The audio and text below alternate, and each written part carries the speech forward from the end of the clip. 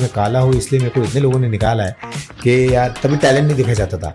तो कुल मिला के जीतने के लिए हारना ज़रूरी है। जीतने के लिए हारना ज़रूरी है। जैसे शिल्पा शेट्टी ने मुझे कहा था आप डांस के बिरबल हो। Okay, so ladies and gentlemen, we have a very special guest with us in our today's episode. Inspiration for many of the dancers और एक कमाल के performer Vaibhav Guge. Yes, thank you Rahul. तो सर लखनऊ में बहुत बहुत स्वागत है। लखनऊ को शेरो शायरी की नगरी भी कहते हैं। Yes, yes. तो कुछ चंद लाइनों में आपकी तारीफ के साथ हम शुरू करेंगे। Thank you. तो अर्ज किया है कि जब टूटने लगे हौसले तो ये याद रखिए कि बिना मेहनत के हासिल तक तो ताज नहीं होते और ढूंढ ही लेते हैं अंधेरों में अपना रास्ता। आप जैसे जुगनू किसी रोशनी के मोहताज नहीं होते।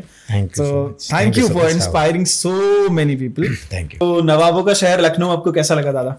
बहुत अच्छा लग रहा है। ऐसे मैंने कहा जाता है ना कि आपको यहाँ पे आना है तो मुस्कुराना ज़्यादा है, तो सुबह से मैं मुस्कुरा रहा हूँ। लोग यहाँ पे बहुत अच्छे हैं और पहली बार लखनऊ में कोई इवेंट हो रहा है, वर्कशॉप भी हो रहा है और जजमेंट करने वाला हूँ, तो बहुत एक्साइटेड हूँ और सुबह से ही अच्छा प्यार मिल रहा है। कहीं ना कहीं मैं आपसे भी कनेक्टेड हूँ, इस शहर से कनेक्टेड हूँ। नवाबों का शहर, मुस्कुराने वाला शहर, शायरियों का शहर।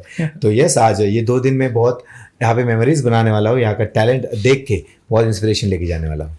आपने बात इंस्पिरेशन की है तो हम आपसे जानना चाहेंगे आपकी डांसिंग जर्नी की इंस्पिरेशन कहाँ से आपको मिली? ओके, सो डांस तो मैं बचपन से करता था। मेरी माँ कहती थी कि मेरा सबसे पहला डांस है 1 2 3 जो मैंने फ्रॉक पहन के किया था। ओके मेरे को याद नहीं है पर मेरी माँ ने वो बुलाया। और जो मुझे याद है सबसे पहला डांस वो हमारे चौल में ऐसे बहुत सारे फंक्शन होते रहते हैं, तो उस फंक्शन में मैंने छोटा बच्चा समझ के मुझको ना समझा वो वाला का डांस किया, तो वो मुझे याद है मेरे बचपन का जो पहला डांस।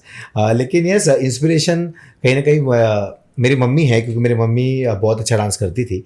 पर उन्हें कभी उस टाइम पे ये करियर या ऐसा कोई ऑप्शन नहीं था, तो कहीं ना कहीं वो गुण मुझ में आए हैं। और फिर मैं लोगों को देखते गया, लोगों से सीखते गया और जिससे सीखता था और जिसको देख के इंस्पायर होता था वो मेरा इंस्पिरेशन बनता था। तो यस, धीरे धीरे इस लाइन में आया और मेरी मम्मी की वजह से कहीं ना कहीं वो टैलेंट मुझ में आया है और आज ये वैभव दुनिया के सामने है। ग्रेट। हम आपसे ये भी जानना चाहेंगे कि बहुत सारे डांसर्स हैं इंडिया में जो सब रियलिटी शो करना चाहते हैं, सब फेमस होना चाहते हैं, सब चाहते हैं कि तुरंत सिलेक्शन हो जाए 1-2 साल की ट्रेनिंग में। आपको समय कितना लगा और बाकी जो करना चाहते हैं आप उनको क्या सजेशन देंगे इस बारे में? यस, पूरे इंडिया का मैं कहूँगा, सिर्फ इंडिया के जो डांसर्स है उनका एक सपना है टीवी पे आने का। मुझे पता नहीं ये सपना क्यों है। सबको टीवी पे आना है, तो टीवी के बाहर कौन आएगा? अगर सभी टीवी पे आएंगे तो टीवी के बाहर कौन आएगा? दूसरी चीज़ फेम बहुत गंदी चीज़ है मैं कहूँगा। फेम 3 महीने के लिए होती है।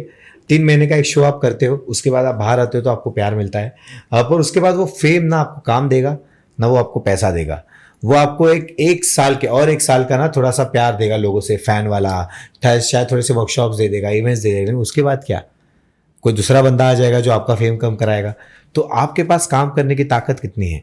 आप इस इंडस्ट्री में सिर्फ डांसर ही नहीं बल्कि और आगे जाके क्या करने वाले हो, एज ए डांसर आप कितना नाचने वाले हो। तो यस, मैं सारे जो अभी के डांसर्स हैं उनको मैं ये कहूँगा कि एक वर्कशॉप करके या एक 3 महीने का कोई क्लास करके आप सीधा टीवी में नहीं आ सकते। टीवी में आने के लिए, अगर टीवी में आना भी है तो आपको सालों साल की मेहनत लगती है, वो प्रोफेशनलिज्म लगता है, वो परफॉर्मेंस वैल्यू आप में अंदर होनी चाहिए, वो स्टार क्वालिटी होनी चाहिए। क्योंकि आज डांस तो पूरी दुनिया कर रही है। एग्जैक्टली वो पूरी दुनिया सिलेक्ट नहीं हो सकती। आप में ऐसा कौन सा स्टार फैक्टर है जिसको देख के हम आपको टीवी में ले? लोगों को लगता है गरीब होना ज़रूरी है, कुछ ऐसी स्टोरी हो जो आपको सिलेक्ट करेगी। नहीं भाई, ना स्टोरी सिलेक्ट करेगी, ना गरीबी सिलेक्ट करेगी, ना अमीरी सिलेक्ट करेगी। सबसे पहले आपका टैलेंट देखा जाएगा कि आप में टैलेंट क्या है, फिर दुनिया के सामने आपकी पर्सनैलिटी आएगी कि भाई ये कहाँ से आता है, इसका बैकग्राउंड क्या है, ये बताने की कोशिश करते हैं टीवी पे। और दूसरी चीज़, मुझे टीवी पे आने के लिए 8 साल लगे। 2003 से मैं इस इंडस्ट्री में हूँ। 2011 में मैं टीवी में आया, डांस इंडिया डांस इस शो में आया। तो 2003 से लेकर 2011 का जो सफ़र था 8 साल का, जहाँ पे इतनी बार गिरा हूँ ज़िंदगी में, तो वो गिरने ने मुझे बहुत सिखाया है ज़िंदगी में। क्योंकि हमारे टाइम पे कोई था नहीं, अभी तो बहुत इजीली वर्कशॉप हो जाते हैं, लोग किसी को मिलते हैं, आगे कैसे जाना है ज़िंदगी में पूछ लेते हैं। हमारे वक्त आगे कैसे जाना है ज़िंदगी में ये क्वेश्चन था ही नहीं, हमें हमारी ज़िंदगी आगे कैसे लेके जानी है ये बहुत बड़ा क्वेश्चन था। और उस क्वेश्चन का आंसर आज तक हम ढूंढ रहे हैं और वही ढूंढते ढूंढते कहीं ना कहीं सक्सेस की राह पे चल रहे हैं। पर ये इंडिया के जो ज़्यादा डांसर्स है, परफॉर्मर्स है, तो मैं उनको सिर्फ यही कहूँगा बहुत शॉर्ट में कि टीवी पे आना ज़रूरी नहीं है। आप अपना काम किस तरह से अपग्रेड कर रहे हो, आप अपना काम किस फोकस के साथ कर रहे हो और किस डिटर्मिनेशन के साथ कर रहे हो, वो बहुत मायने रखता है। और यस, अगर टीवी पे आ गए तो वो आपका लक है। अगर आप टीवी पे नहीं आते हो तो आप अपने सिटी में या अपने डांस को एक्सप्लोर कैसे करते हो? सोशल मीडिया थ्रू हो, आज यूट्यूब है, इतने सारे ऐप्स है, उसके थ्रू कहीं ना कहीं लोग अपने टैलेंट को दुनिया के सामने लाने की कोशिश कर रहे हैं। सबका टैलेंट नहीं आ पाता, क्योंकि जब तक आप में, मैं वही कहूँगा, आप में वो अट्रैक्शन क्वालिटी नहीं है ना, तब तक लोग आपको अट्रैक्ट नहीं होंगे। ये बहुत सिंपल क्वालिटी है कि मैंने एक जगह कहा था मास अपील। मास अपील मतलब हमारी इंडियन ऑडियंस को वो डांस पसंद आना बहुत ज़रूरी है। उसमें टेक्निक हो, वो समझ नहीं आती किसी को। उसमें क्या बेसिक्स है, किसी को समझ में नहीं आता। उसमें क्या फाउंडेशन है, ये किसी को समझ नहीं आता। डांसर को वो सब चीज़ें समझ में आएगी, लेकिन मेरे घर पे जो मम्मी है, मेरे पापा है, मेरे चाचा है, मेरे चाची है, मेरे मामा है, मेरे मामी है, वो कैसे अट्रैक्ट होंगे? तो आप में वो मास अपील मतलब वही है कि हमारे ऑडियंस को आप कैसे अट्रैक्ट करते हो, जिसमें शायद आपकी डांस की टेक्निक भी दिखे, लेकिन आप अपने ऑडियंस को भी अपने पास अट्रैक्ट करके रखो। ये क्वालिटी एक डांसर में होना बहुत ज़रूरी है। तो मेरे सारे इंडिया के सारे जो भाई बहन लोग हैं जो डांस करते हैं, जो चाहते हैं हम डांस में आगे जाए, सो टीवी एक सपना मत रखो डांस को आगे लेके जाने का। डांस को ही अपना सपना रखो कि डांस कैसे आगे जाएगा। टीवी पे आओ नहीं आओ वो कुछ मायने नहीं रखता, क्योंकि आगे जाके कहीं ना कहीं पैसा कमाना है। तो आप इस टैलेंट के जरिए आप पैसा कैसा कमा सकते हो, इस पे ज़्यादा ध्यान देना चाहिए। बिल्कुल, आजकल के यूथ का जो सबसे बड़ा प्रॉब्लम है, जो मैंने भी देखा है, सीखा है, समझा है, ऑब्जर्व किया है, कि लोग बहुत जल्दी डीमोटिवेट हो जाते हैं। आपकी जर्नी जैसे शुरू हुई, आपने डांस इंडिया डांस किया, आप नहीं जीते। आपने उसके बाद कई सारे शोज बतौर कोरियोग्राफर भी किए, वो भी नहीं जीते। आप कई सारे शोज जीते भी और बैक टू बैक जीते। फिर ऐसा दौर आया कि आप नहीं जीते, लेकिन आपने कभी भी वो गिव अप नहीं किया, कभी छोड़ा नहीं, और कभी ऐसा नहीं हुआ कि आप इतना डिमोटिवेट हो गए हो कि खत्म है, छोड़ देते हैं।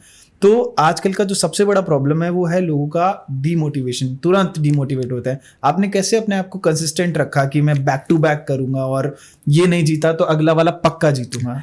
पहले मेरे बारे में कहूँगा कि मैं ज़िंदगी में ना एज ए डांसर कभी जीता ही नहीं। मैं हर कंपटीशन में गया, ना थर्ड आता था, ना फोर्थ आता था, ना वो कॉन्सोलेशन प्राइज होता है, ना वो भी नहीं आता था। तो मैं ऐसा था यार मुझ में कुछ कमी रहेगी। तो मेरे ज़माने से कहूँगा, मैं एक 80s का किड हूँ, तो उस ज़माने से मैं कहूँगा कि हमारे वक्त ना हमें हारना सिखाया नहीं जाता था। हमें बोला जाता था कि आप सीखोगे, अगर आप जीतोगे नहीं तो आप सीखोगे। तो वो चीज़ हमने हमेशा एक रूल बना के रखा था, ये हमारा पहला पॉइंट होना चाहिए। इसलिए हम कभी डिप्रेस नहीं हुए, कभी डीमोटिवेट नहीं हुए। मतलब मेरी ज़िंदगी में मैं काला हूँ इसलिए मेरे को इतने लोगों ने निकाला है कि यार तभी टैलेंट नहीं दिखा जाता था। गोरा होना चाहिए, बॉडी अच्छी होनी चाहिए, टैटूज होने चाहिए, और काला होने के कारण मेरे को निकाला जाता था। तो मैं ऐसा होता था यार काला गोरा क्या देखते हैं, मुझे पता है सामने जो गोरा बंदा नाच रहा है उसको नाचने भी नहीं आ रहा, वो ऑफ बीट नाच रहा है। लेकिन ठीक है, ज़िंदगी का उसूल था उस टाइम पे गोरे लोग होना, काले लोग नहीं होना। अभी सब कुछ चेंज हो गया है, लेकिन हमारे टाइम पे यस, डीमोटिवेशन एक इंसान के अंदर का एक सेंस है जो आपको कोई ना कोई, आप हारने पे शायद डिमोटिवेट होते हो, या कोई आपको कुछ बोल देगा कि आज तेरा डांस अच्छा नहीं था तो आप डिमोटिवेट होते हो। हमारे टाइम पे कैसा था ना कि हमें किसी और को हराना नहीं था, हमें सिर्फ अपने आप को प्रूफ करना था। तो हम जिंदगी में अपने आप को प्रूफ करते करते जिंदगी में आगे आए, इसलिए हमें बाजू में कौन हार रहा है या इस बाजू में कौन जीत रहा है इस पे ध्यान ही नहीं जाता था। हम कहाँ जीत रहे हैं और हम कहाँ सीख रहे हैं इस पे ज़्यादा ध्यान जाता था। इसलिए इतने साल हो गए, आज 21 साल हो गए मुझे इंडस्ट्री में, कभी ना डिमोटिवेट हुआ हूँ, ना डिप्रेस हुआ हूँ, ना कभी ऐसे ज़िंदगी में आया है कि यार डांस छोड़ना चाहिए। क्योंकि आजकल के बच्चे, अब मैं आजकल के बच्चों पे आऊँगा, आजकल के बच्चे कंपटीशन में आते हैं, डांस कंपटीशन में वो जीतने के लिए आते हैं। भाई आज का कंपटीशन मैं ही जीतने वाला हूँ, और फटाक से नहीं जीतते तो सवाल उठाने आते हैं, आज मैं क्यों नहीं जीता, मुझ में क्या कमी थी। सबसे बड़ा प्रॉब्लम, आप अगर किसी को पूछते हो मुझ में क्या कमी थी, मतलब आप खुद को समझते ही नहीं हो। आपको पहले खुद पता होना चाहिए कि आज डांस करते वक्त मुझ में क्या कमी थी, या आज मैं कहाँ कम था। तो आप किसी और को सवाल पूछो ही मत, क्योंकि किसी और को सवाल पूछने जाओगे, सामने वाला अगर मेरी तरह होगा जो सच बोल देगा, मैं सच बोल देता हूँ भाई आज तेरा डांस अच्छा था ही नहीं, भाई तेरे को बहुत सीखना पड़ेगा, भाई पहले तेरे को डांस क्या है ये समझना पड़ेगा। तो कहीं ना कहीं वो डिप्रेस हो जाएगा और डिमोटिवेट हो जाएगा कि वैभव सर ने ऐसा क्यों बोला, क्योंकि आपने किसी को तो सवाल पूछा, और अगर आप किसी को सवाल पूछ रहे हो तो उसका जवाब जो होगा वो आपको एक्सेप्ट करना पड़ेगा। और अगर बहुत लोग ऐसे हैं जो एक्सेप्ट करते हैं वो डिमोटिवेट हो जाते हैं।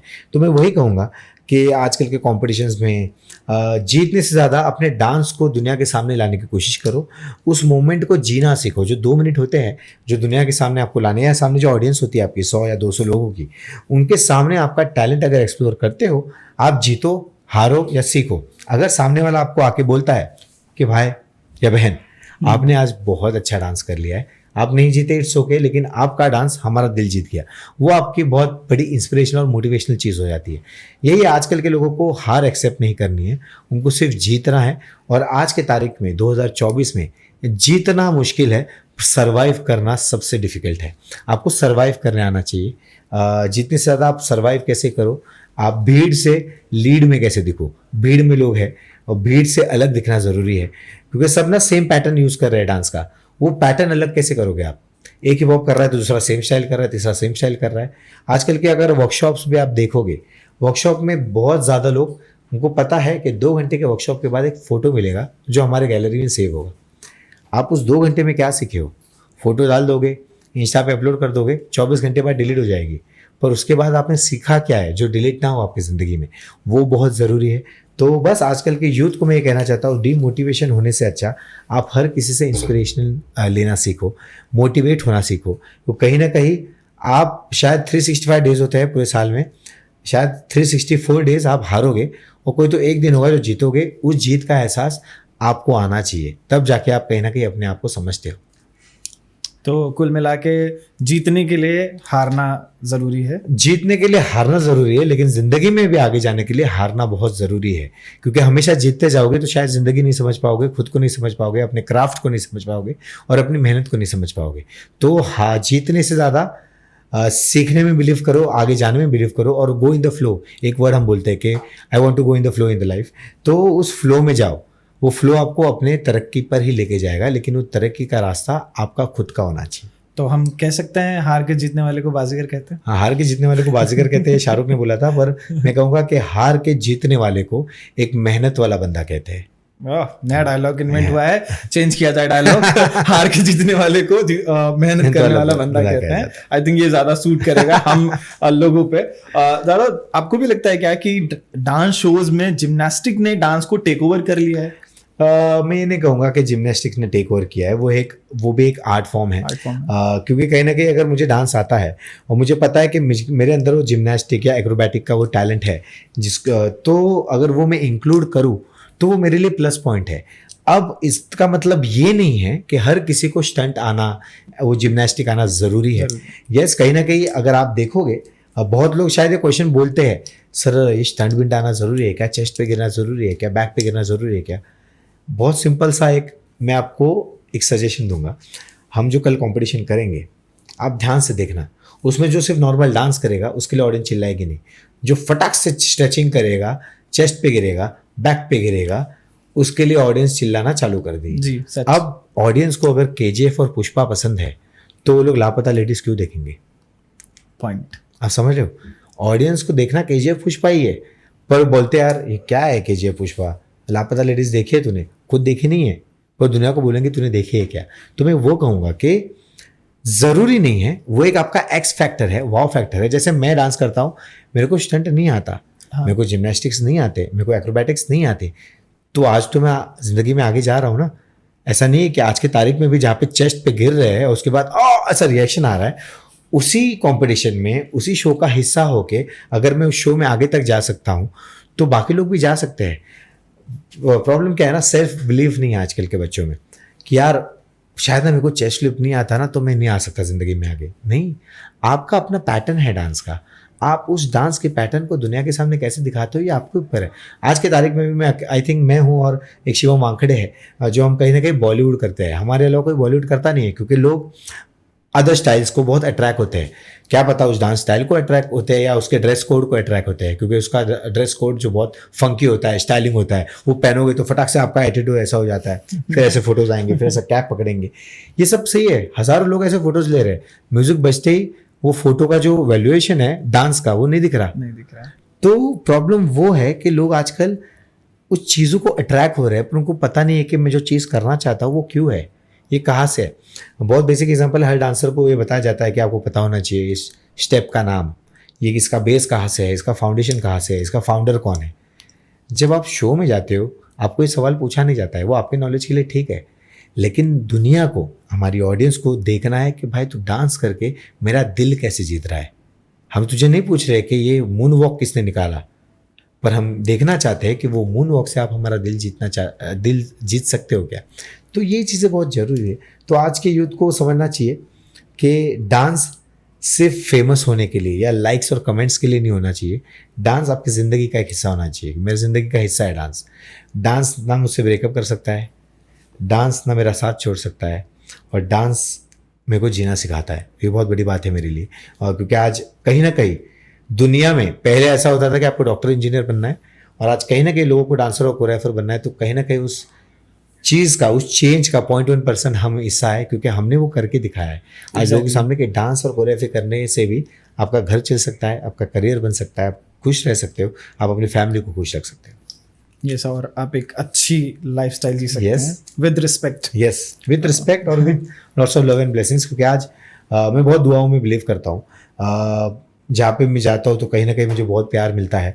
बहुत शोज़ में आपने भी देखा है कि वो प्यार वो दुआ में कन्वर्ट होती है, और वो दुआएं आपको बहुत काम आती है आपके ज़िंदगी में। आपका कनेक्शन, आपकी जो जर्नी है, जैसा आपने कहा आर्टिस्ट, बच्चे इंस्पायर होते हैं आपसे, वो आपको अप्रिशिएट करते हैं।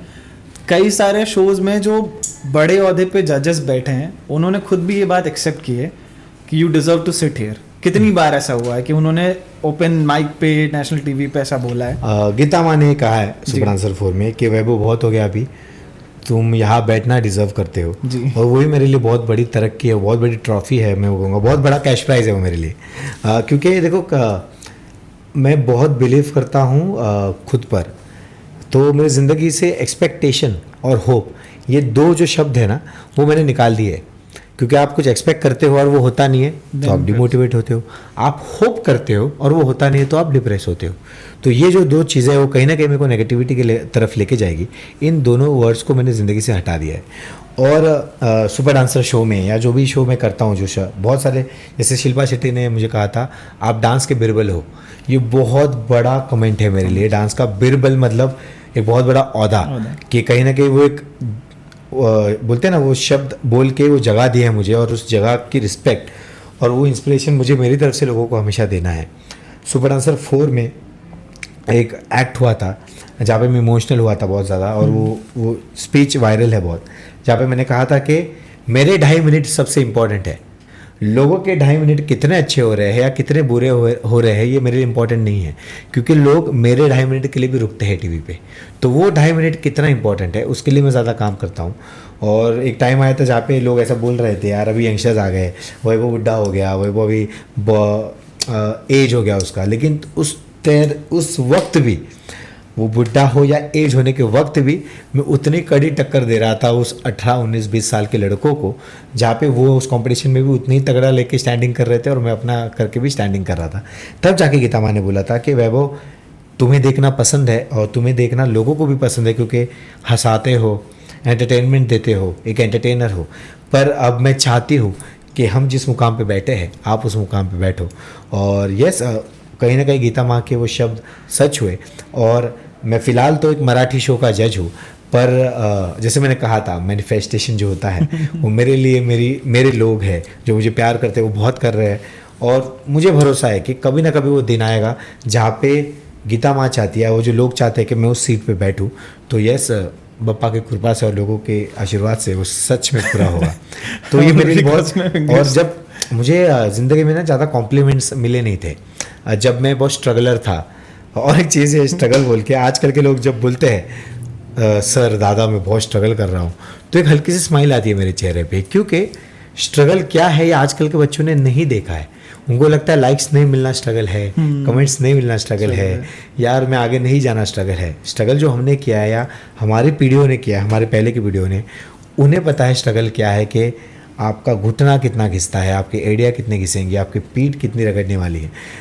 और कॉम्प्लीमेंट की तरफ आता हूँ तो ज़िंदगी में इतने कॉम्प्लीमेंट्स मिले ही नहीं। मैंने कहा काला बोलते थे, पतला, कैसा दिखता है, स्टाइल कैसा है, क्या कपड़े पहनता है, क्योंकि मैंने कभी उस चीज़ों में बिलीव ही नहीं किया कि सच में कपड़ा पहनना इतना इम्पॉर्टेंट है। पर्सनालिटी अच्छी होनी चाहिए, ऐसा बोलते थे। तो मैं कहता था यार पर्सनालिटी सिर्फ haircut, hair colour, beard styling, अच्छा कपड़ा पहनना ही है। मेरी डांस की पर्सनालिटी अच्छी है, मेरी एज अ इंसान पर्सनालिटी अच्छी है, मेरी वाइब वाली पर्सनालिटी अच्छी है, तो वो देख नहीं रहे लोग। तो उस ज़माने में जब कुछ नहीं होता था, सिर्फ ताने मिलते थे, आप इस शो में नहीं ले सकते, आप अच्छे नहीं दिखते हो, बोर्ड कम हो गया, हमें अच्छे डांसर चाहिए। तो ये सब के चक्कर में कॉम्प्लीमेंट ये वर्ड क्या होता है ये पता ही नहीं था। और जब ज़िंदगी में एक अच्छा यू टर्न आना बहुत ज़रूरी है।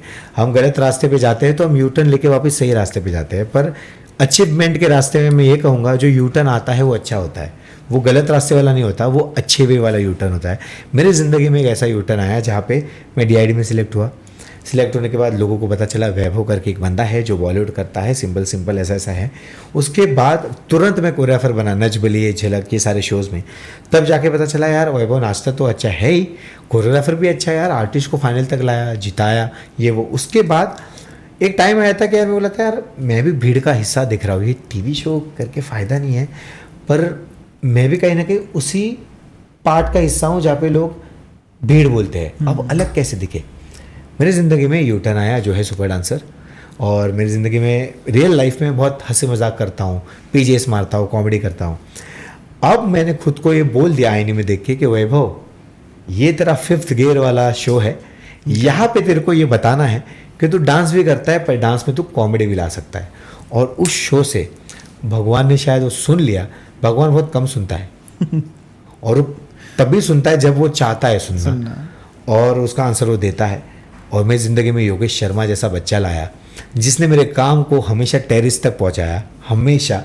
और वहाँ से comedy king, Bollywood king, entertainer, perfect entertainer, blockbuster entertainer जो मेरा इंस्टा ID है वो वैसा अपग्रेड होते गया। और आज मतलब ये टच वुड है कि आज कहीं भी कॉमेडी एक्ट होता है तो ऐसा बोला जाता है कि वैभव जैसे करता है वैसा करो, क्योंकि वो कॉमेडी देखना बहुत लोगों को पसंद है। क्योंकि मैंने ज़िंदगी में जो होता है लोगों के साथ उस चीज़ों को डांस में लाने की कोशिश की, जहाँ पे डांस भी रखा, कॉमेडी भी रखा, लोगों को हंसाया, और वहाँ से मेरा लाइफ का जो यू टर्न है।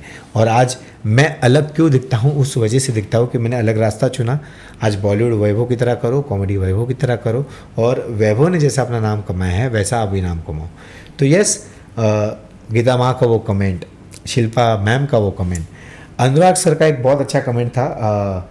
जब मैंने सोनी वाला एक्ट किया था, सोनी चैनल वाला एक एक्ट किया था मैंने, उसमें अनुराग सर ने ऐसा बोला था कि वैभव तेरा जब परफॉर्मेंस आता है तो हम जब गाड़ी चलाते हैं तो कहीं ना कहीं गाड़ी रास्ते में ख़राब हो जाती है, तो हम उसको सर्विस करते हैं एक ऑयल से। तो जब इस शो की एक गाड़ी है एक मुकाम पे आके थक जाती है, रुक जाती है, तो तेरा परफॉर्मेंस वो ऑयल है जो देखने के बाद वो गाड़ी वापस स्मूथली चलना चालू कर देती है। ये कमेंट मेरे लिए बहुत बहुत बड़ा था, क्योंकि लोगों को अगर समझे इस कमेंट का ज़रिया कि यार आप ज़िंदगी में ऐसे रहो, आप खुद के ज़िंदगी में भी और दूसरे की ज़िंदगी में ऐसे रहो कि आप ऑयल का काम करो, कि आप किसी की रुकावट को स्मूथली चलाने की कोशिश करो और उनको इंस्पिरेशन दो कि भाई हम ही हमारे गाड़ी की ऑयल है जो इंजन अच्छा रखेंगे और अपनी गाड़ी को स्मूथ चलाएंगे। आज का ही इंसिडेंस बताता हूँ आपको। आई थिंक कुछ बिहाइंड द कैमरा कुछ लोग हैं जो एग्री करेंगे। आज ही हुआ, हम सलोन गए थे, वहाँ पर सलोन के जो वर्कर हैं उन्होंने, आपका फ़ोन आया तो मैंने फ़ोन पे क्या DP था तो ही शॉक्ड, इनको कहीं देखा है? हाँ। मैंने उनको फ़ोटो देखा, मैंने कहा हाँ सर है, तो बोले अरे भाई बहुत कमाल का बंदा है, बहुत हंसाता है। हाँ। और ये अभी जस्ट जैसे आपने बोला, ये अभी की बात है, जस्ट मुझे लग रहा है 1-1.5 घंटे पहले की बात है। जस्ट अभी हम वहाँ पे कुछ बंदे थे, आई थिंक एग्री करेंगे। और तो ये अर्निंग है आपकी। मैं वही बोला ना कि मैं हंसाता हूँ। आजकल आप जिंदगी में देखोगे ना, लोग रुलाने के पीछे बहुत पड़े हैं, बहुत कम हंसाते हैं। और कहीं ना कहीं ये दुआ मुझ में है, ये टैलेंट मुझ में है कि मैं लोगों को हंसा सकूँ मेरे परफॉर्मेंस थ्रू। क्योंकि बहुत लोगों को झूठ लगता है। एक लड़की है हमारे साइड में, मुंबई में, उसका भाई है कुणाल चुमले, उसकी बहन है जो स्पेशल है, स्पेशल चाइल्ड है। भगवान हम कहते हैं ना बहुत स्पेशल। तो वो स्पेशल चाइल्ड है, वो हमेशा बेड पे थी। डॉक्टर ने कहा था ये बेड पे ही रहेगी। तो सुपर डांसर 1 जब आया, वो लाइफ में कभी हिली ही नहीं, ऐसी ही रहती थी। तो सुपर डांसर 1 आया तो शायद मेरे परफॉर्मेंस देख के ना उसका एक उंगली हिलने लगा, एक उंगली। तो ना वो बंदा मुझे मैसेज करता था, उसका नाम कुणाल है, कि सर आपका डांस देख के ना मेरी जो सिस्टर है वो पैरालिस्ट है या स्पेशल है, वो पता नहीं आपका परफॉर्मेंस देख के उसका एक उंगली हिलता है। मैंने बोला थैंक यू यार, पर मैं ऐसा था कि यार ये ऐसा थोड़ी हो सकता है, ये फिल्मों में देखते हैं हम, अचानक भगवान की पूजा करते हैं और एक हाथ हिलता है, इसको हम फिल्मों में देखते हैं। पर सुपरनेचुरल 2 आया, वापस में हंसाने लगा। उसके बाद वो थोड़ा स्माइल करने लगे, मतलब अगर ऐसे टीवी देख रही है ये करने लगे, तो सर आप उसके लिए एक जादू हो, मैजिक हो, मिरेकल हो, वो लड़की अभी हंसने लगी है। तो बोला अरे वाह थैंक यू सो मच। मैं बोला एक बार मैं इसको मिलूंगा, ज़रूर आके मिलूंगा, अगर मैं ये सुन रहा हूँ तो मैं देखना चाहूँगा। वो सिर्फ वैभव वैभव करती है, आज भी वो मुझे मैसेज करती है, मुझे उसका लैंग्वेज समझता नहीं है क्योंकि वो कुछ तो टाइप करती है, JLL PK ऐसा टाइप करके मुझे मैसेज भेजती है, तो मैं उसको सिर्फ एक स्माइली भेजता हूँ क्योंकि मुझे पता नहीं वो क्या बोलना चाहती है। एग्जैक्टली। ऐसे इवेंट करते करते एक इवेंट में वो लड़की आई, तो कुणाल ने मैसेज किया कि सर वो सिस्टर मेरी आ गई है, पहले उंगली हिलती थी फिर स्माइल करती थी, आज वो चलने लगी है। तो वो आई, वो मेरे को हक किया उसने, मैंने वो वीडियो इंस्टाग्राम पे डाला है, हक किया, बहुत कुछ बोली वो अपनी लैंग्वेज में, और बोले मुझे आन करना आन तो मैं समझ गया कि उसको डांस करना है। तो मैं उसके साथ नाचा ऐसा सिंपल नाचा। उसके बाद वो इतनी खुश है, आज वो सबके साथ मतलब खेलती है, बातें करती है, एंजॉय करती है। तो ये फिल्मों में देखा था, कहीं ना कहीं ये रियल लाइफ में इम्पैक्ट लाया कि आपका काम अगर किसी को ज़िंदा करता है या किसी को ज़िंदगी जीने का एक ज़रिया देता है तो मतलब आप बहुत अच्छा काम कर रहे हो और वो काम आपको करते रहना चाहिए। तो ये हुआ है मेरे वजह से, ऐसे बहुत इंसिडेंट है जो मेरे वजह से हुए हैं। मेरे को शायद इधर बताना नहीं, मैं वो बंदा नहीं हूँ कि मैंने जो किया है वो मैं दिखाता हूँ। लोग नहीं क्या किसी को हेल्प करते हैं तो वीडियो डालते हैं रील पे और भगवान है कहा रे तू का गाना डालते हैं पीछे। Exactly. वैसा हूँ नहीं बंदा मैं ज़िंदगी में अगर किसी को हेल्प करता हूँ तो मैं उसको बोलता हूँ कि भाई ये किसी को बोलना नहीं है, किसी को जिताना नहीं है, मैं सिर्फ चाहता हूँ कि तेरी मुश्किलें दूर हो जाए, जितना भी मैं 1 रुपया 2 रुपया 3 रुपया हो उससे मैं कोशिश करता हूँ। मैं ट्राई करता हूँ कि पैसों की मदद किसी को ना करूँ, मैं अगर उसको रास्ता दिखा सकता हूँ तो उसकी मुश्किलें वहाँ से हल हो जाए, ये मैं पूरी कोशिश करता हूँ। और बस यही है कि मेरे काम ने मेरे को लोगों से कनेक्टेड रखा है और इसलिए आज की तारीख में भी वैभव के वर्कशॉप कहीं ना कहीं चाहिए होते हैं या वैभव से कोई सीखना चाहता है। तो बस मैं चाहता हूँ कि भगवान मुझे ये ताकत हमेशा दे कि मेरी उम्र 50 साल के से भी आगे चली जाए पर मुझे वो ताकत रहे कि मैं लोगों को सिखा सकूँ और उनके सपने को ज़िंदा रख सकूँ। Sounds great. और हम सब भी चाहेंगे कि ज़रूर ऐसा ही पॉसिबल हो। दादा मैं अगला सवाल आपसे ये जानना चाहूँगा कि आपने बताया कि आपने गिर के उठना, उठ के गिरना ऐसे सीखा है, बहुत लाइफ में प्रॉब्लम से डील किए हैं, बहुत चीज़ों से डील किए हैं। कोई ऐसा दोस्त जो हर पूरी जर्नी में साथ रहा हो? दोस्त तो बहुत है। एक पक्का दोस्त मेरा जो मेरी वाइफ है, जो मेरी पहले दोस्त थी, फिर मेरी गर्लफ्रेंड बनी, फिर मेरी वाइफ बनी। तो मेरी डांस की जर्नी, उसकी जर्नी और मेरी जर्नी एक साथ शुरू हुई। और बहुत सारे दोस्त हैं मेरे, अच्छे दोस्त हैं जो आज मेरे लिए आज की तारीख में भी अगर मैं एक फ़ोन करूं खड़े होते हैं। ना कभी पैसा पूछेंगे, ना पैसा कब देगा पूछेंगे, ना कितना देगा वो पूछेंगे। पर एक ये ऐसी लड़की है जो मेरी वाइफ है आज की तारीख में, मेरी बेटर हाफ है, इसने मेरा साथ कभी नहीं छोड़ा। बहुत अच्छी डांसर है, बहुत अच्छी कोरियोग्राफर है। आज बच्चा होने के कारण उसने कंटिन्यू नहीं किया इंडस्ट्री में क्योंकि बच्चे के साथ रहना है और मेरा बच्चा बहुत मास बॉय है तो उसके बिना वो रहता नहीं है और वो भी उसके बिना नहीं रह पाती है।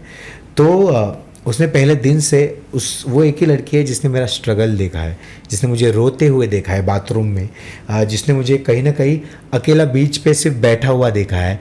वही जो रीज़न था, काला होने के कारण मुझे निकालते थे। पर वो एक ऐसी लड़की थी जो बोलती थी वैभव तेरा डांस जो है ना वो मैंने बहुत नज़दीक से देखा है, तूने कैसे उसमें अपग्रेडेशन लाया वो देखा है और मुझे पता है कि एक दिन ना वैभव तू सबका डीपी रहेगा, वैभव तू सबके लिए कुछ ना कुछ एक ये ऐसा वर्ड रहेगा, तेरा नाम एक ऐसा वर्ड रहेगा जो लोग बनना चाहेंगे। ये लड़की मुझे तब बोलती थी, ये 2003, 2004, 2005 की बात है। तब शायद सिर्फ बूगी वूगी एक शो था जो टीवी पे आता था, तो तभी वहाँ पे लोगों को यार ये शो में जाना है या डांस करना है ऐसा क्रेज़ नहीं था। ये क्रेज़ DID वाले सीज़न से चालू हुआ है। तो एक ऐसी दोस्त मेरी जो मेरी ज़िंदगी बनी और उसने कभी मेरा साथ नहीं छोड़ा। वो एक ऐसा पीरियड था कि अगर उसकी जगह कोई और लड़की होती वो शायद मेरा साथ छोड़ देती कि यार इसका कुछ हो नहीं रहा है, किसी गोरे को पकड़ लेते हैं छोड़ देते हैं, इसको छोड़ देते हैं, मतलब वैसा ऑप्शन कभी नहीं रखा। आजकल लॉयल्टी शिफ्ट करना बहुत आसान है, और लोग करते उसने हैं। कभी अपनी रॉयल्टी और लॉयल्टी ये दोनों चीज़ें कभी छोड़ी नहीं। वो एक ऐसी परफॉर्मर थी जो हर दिन बिजी रहती थी।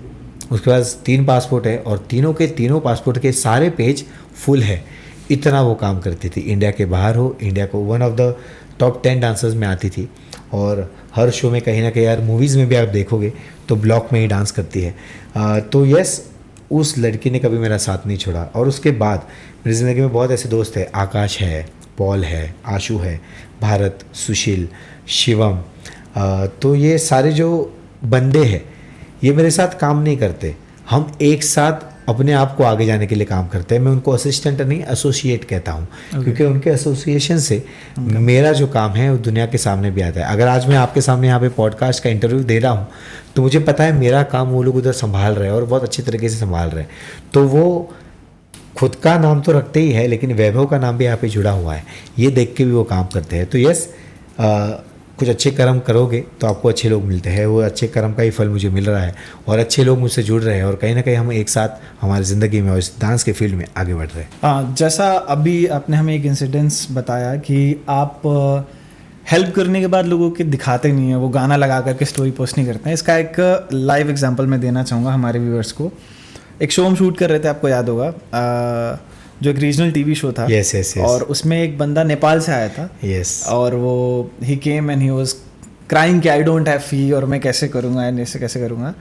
देन आपने उसको बोला कि करो, पैसा मैं भरता हूँ। और उसके बाद में ना तो कोई पोस्ट, ना तो कोई video, nothing, and now that guy von a big TV show, मतलब एक बड़ा टीवी शो भी अब वो जीत गया। तो कभी कभी होता है कि ये अच्छे काम होते हैं, किसी तरह से लौट करके आपके पास में आ जाते हैं। और मैंने भी आपको बहुत अच्छे काम करते हुए देखा है। ये इसलिए नहीं है कि आप मेरे गेस्ट हैं और हम आपसे बात कर रहे हैं तो अच्छा बोलना ही पड़ेगा, नहीं। एक दिल से किसी के लिए होता है ना फील कि आप उस इंसान को वहाँ देखना चाहते हो, मतलब यू वांट कि यार वो इंसान डिजर्व करता है। एक इंसान को देख के वो वाइब आती है कि दिस गाय डिजर्व्स।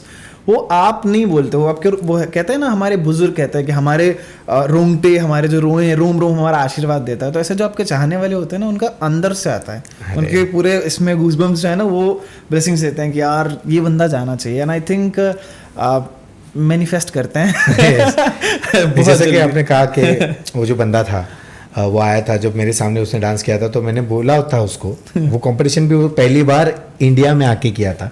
और मैं जब वो उस कंपटीशन को जीता था, मैंने उसको एक कमेंट किया था कि तू इतना अच्छा है कि तू जिस दिन टीवी शो करेगा वो शो तू जीतेगा। और उसके बाद ये इंसिडेंट हुआ जहाँ पे मैंने उसकी एंट्री फी भरी और वो शो भी वो जीता। हाँ। क्योंकि मुझे जो सच में रियली टैलेंटेड होते हैं, क्रिएटिव होते हैं, बहुत अपनापन अपने डांस में डालते हैं, वो लोग मुझे बहुत पसंद आते हैं। और कहीं ना कहीं आज वो लड़का जीत चुका है और ज़िंदगी में बहुत अच्छे मुकाम पे आगे जा रहा है। और ये देख के अच्छा लगता है, जैसे आपने बोला कि मेरे को कभी बताना नहीं है, पर यस, उसको देख के वो एक फीलिंग आती है ना, यार अच्छा किया, इसके सक्सेस का हिस्सा मैं भी हूँ। और कहीं ना कहीं मैंने वो एक रास्ता दिखाया, उस रास्ते पे इसने सिर्फ उड़ान ली, बस।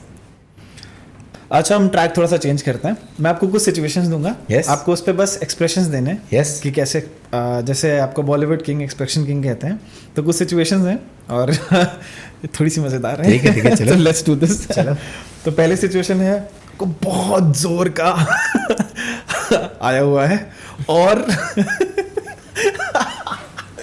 आप बोलो, और आपकी गर्लफ्रेंड आपके सामने बैठी, सपोज अभी मैं फीमेल वर्जन में हूँ और आप उसको बोल नहीं सकते कि मैं जाना चाहता हूँ और ऐसा कुछ एक्सप्रेस करना है। ओके, तो कैसे हो तुम? मैं बहुत अच्छी हूँ।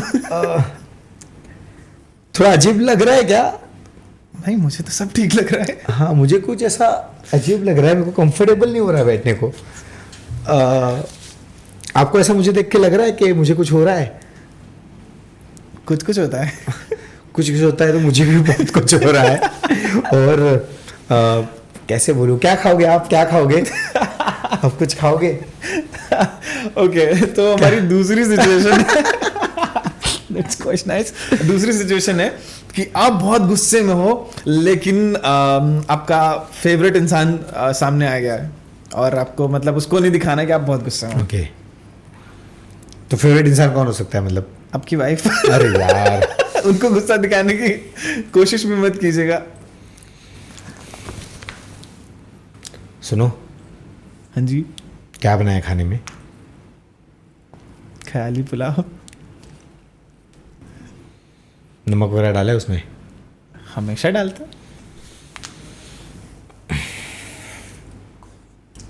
ठीक है, खाना परोसो मुझे। ओके, हमारी नेक्स्ट सिचुएशन है, किसी का डांस अच्छा नहीं लगा है और फिर भी मजबूरन बोलना पड़ रहा है कि अच्छा लगा है। भाई गिलिया, बहुत अच्छा डांस किया आपने, ऐसा नहीं है कि कुछ गलत था, लेकिन मैं सिर्फ इतना कहूँगा मेहनत और करो, क्योंकि मेहनत करते रहोगे तो शायद आगे बढ़ोगे, और कुछ चीज़ों पे आपको काम करना है जो आप धीरे धीरे प्रैक्टिस करके हो जाएगा। So all the best. और अगली सिचुएशन है कि अगर कोई लड़का आपको आगे प्रपोज कर दे। अगर कोई लड़का आके मुझे प्रपोज कर दे तो मैं कहूँगा कि हेलो ब्रदर, सबसे पहले मैं आपकी रिस्पेक्ट करता हूँ, आपका जो इमोशन है मेरी तरफ उसकी भी मैं कदर करता हूँ, रिस्पेक्ट करता हूँ, पर मैं सिर्फ ये कहना चाहता हूँ कि आप मेरे फेस को देखिए और ये भी समझिए कि मैं इंटरेस्टेड नहीं हूँ और मेरी शादी हो चुकी है, मेरा एक बच्चा है, तो आप मेरे साथ भाई का नाता रख सकते हैं, जहाँ पे आप मेरी रिस्पेक्ट करो, मैं आपकी रिस्पेक्ट करूँगा। I love you too. I love you too, but as a brother. Brother. अच्छा, ऐसा कभी हुआ है दादा? ऐसा कभी? बहुत मैसेजेस आते हैं मुझे इंस्टाग्राम पे ये चीज़ों को लेके, पर मैं उनकी कम्युनिटी की रिस्पेक्ट करता हूँ, मैं उनकी रिस्पेक्ट करता हूँ, क्योंकि वो एक इमोशन है जो कभी कभी सेम जेंडर के लिए भी आ जाता है। तो मैं उनसे बहुत अच्छे से बात करता हूँ और मैं उनको ये बोलता भी हूँ कि आप मेरे दोस्त रह सकते हो, आप मुझसे बातें कर सकते हो, मैं भी आपसे बातें कर सकता हूँ, हम मिल भी सकते हैं, लेकिन जो इमोशन आप चाहते हो मुझसे, वो इमोशन मेरी तरफ से कभी नहीं आएगा, क्योंकि मुझे ऑपोजिट सेक्स, ऑपोजिट जेंडर बहुत पसंद है। तो मैं उनको फ्रैंकली ये बोलता हूँ और वो लोग ये जेन्युइनली एक्सेप्ट करते हैं कि सर आपने कितने इजी वे में बोला कि जहाँ पे हमको हर्ट भी नहीं हो रहा है और हमें अच्छा भी लग रहा है कि यू अंडरस्टैंड अस। तो वो चीज़ है कि वो एक इमोशन है जहाँ पे आप किसी को कुछ बोल नहीं सकते, और अभी आज हमारे इंडिया में भी उस चीज़ को एक्सेप्टेंस है, तो हमें उनके इमोशन को हर्ट नहीं करना चाहिए और उनसे अच्छे वे में बात करके उनका दोस्त बनो, या तो उनको अच्छे वे में बोलो कि यार हम लोग कनेक्टेड नहीं रहते, बिकॉज मैं इस सब चीज़ों में बिलीव नहीं करता और आपका बिलीवेशन, आपका जो बिलीव है वो अलग चीज़ को लेके है। सो हमारा नेक्स्ट सेगमेंट है नेवर हैव आई एवर। तो कभी स्कूल बंक किया है? यस, किया है। ओके। कभी बाइक से किसी को ठोका है? 2-3 बार, और भागा हूँ। ओके। किसी के दरवाजे की बेल बजा के भागे हैं? बहुत बार। कभी किसी पार्टी में ना जाने के लिए बहाना बनाया? यस, हमेशा बनाता हूँ। ओके। कभी विदाउट इनविटेशन किसी पार्टी में गए हैं? नहीं, कभी नहीं। किसी शादी में कभी नहीं? नेवर? बचपन में भी नहीं? कभी नहीं। Okay, great. घर से झूठ बोल के ट्रिप पे गए हैं? यस। वाइफ की झूठी तारीफ की है?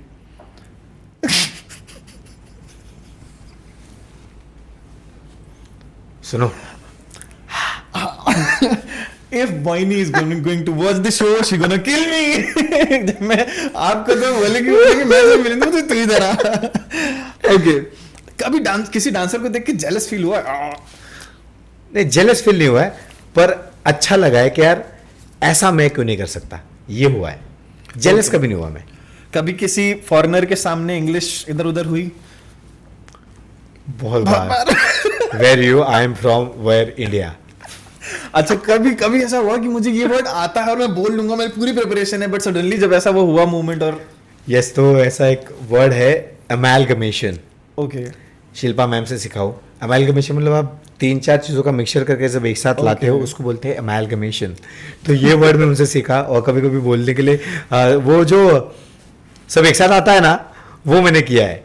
तो मेरे को बोलना है अमैलगमेशन, पर मैं सब कुछ एक साथ आता है वो बोल देता हूँ। तो कभी अभी तो बिंदास बोल देता हूँ, the amalgamation of the steps is looking amazing.